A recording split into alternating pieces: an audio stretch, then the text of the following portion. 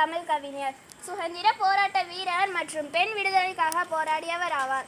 பாரதியார் அவர்கள் திருநெல்வேலி மாவட்டத்தில் உள்ள எட்டயபுரத்தில் டிசம்பர் 11, 1882 அன்று பிறந்தார்.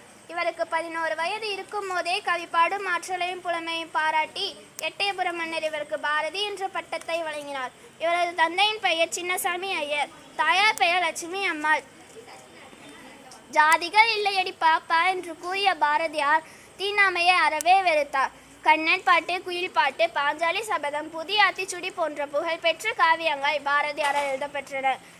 பாரதியார் 1880 ஆண்டு பத்திரிகை தொடங்க ஆரம்பித்தார். இவர் பத்திரிகையின் பெயர் தர்மன். இது மிகப்பெரிய நூலாகும்.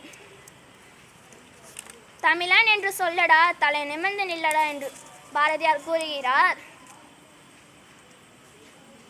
யாமறிந்த மொழிகளிலே